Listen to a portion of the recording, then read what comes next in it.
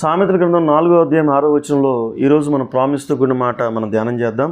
జ్ఞానము విడువక ఉండిన ఎడల అది నిన్ను కాపాడును. జ్ఞానము విడువక ఉండిన ఎడల అది నిన్ను కాపాడును. దాన్ని ప్రేమించిన ఎడల అది నిన్ను రక్షించును. మనము అనుదిన జీవితాల్లో జ్ఞానం ప్రతిరోజు కూడా జ్ఞానం సంపాదించుకోవాలి.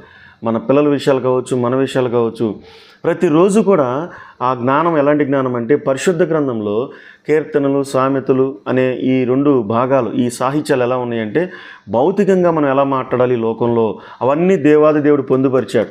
తర్వాత ఆత్మీయంగా మరణాంతర పరలోక రాజ్యం వెళ్ళడానికేమో యేసుక్రీస్తు ప్రభువారి యొక్క ప్రవచనాలు ఉన్నాయి. అయితే ఇది భౌతికంగా నేను చెప్పేది ఏంటంటే మీకు దేవునిచ్చే జ్ఞానం అంటే ఈ లోకంలో ఎలా మాట్లాడాలి, ఎలా నడవాలి. కాబట్టి మేలు చేత కీడును జయించమంటాడు యేసుక్రీస్తు ప్రభువారు. మేలు చేత కీడును జయించమంటాడు అంటే మనం అందరికీ మేలే చేయాలి, అందరికీ మేలే చేయాలి. ఎంత గొప్ప మాటలు కదా. నీ శత్రువు ఆకలిగా ఉంటే భోజనం పెట్టమని చెప్పిన దేవుడు మరి యేసుక్రీస్తు ప్రభువారి యొక్క గుణలక్షణాలు మనం పొందుకోవాలి. మరి అట్టి దైవికమైన జ్ఞానంతో ఉండినప్పుడు భౌతికంగా ప్రతిరోజు కూడా మనకు విజయం ఇస్తాడు.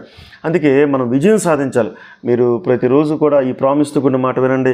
జ్ఞానాన్ని మనం విడవద్దు. ప్రతిరోజు కూడా జ్ఞానం సంపాదించుకుందాం. అది ప్రేమిస్తే, జ్ఞానాన్ని ప్రేమిస్తే అది మనల్ని రక్షిస్తుంది.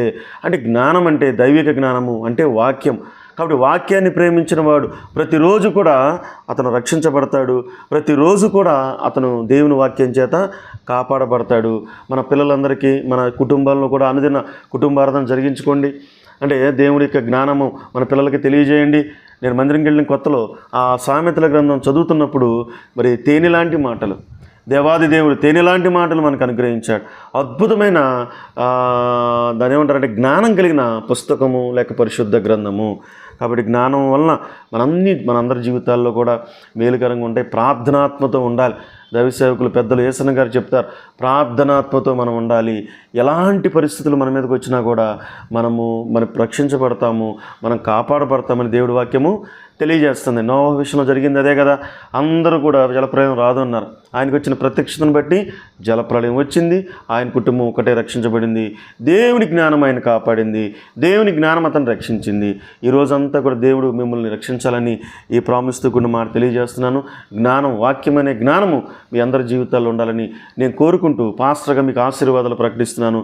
దేవుడి వాక్యము దీవించునుగాక. ఆమేన్, ఆమేన్.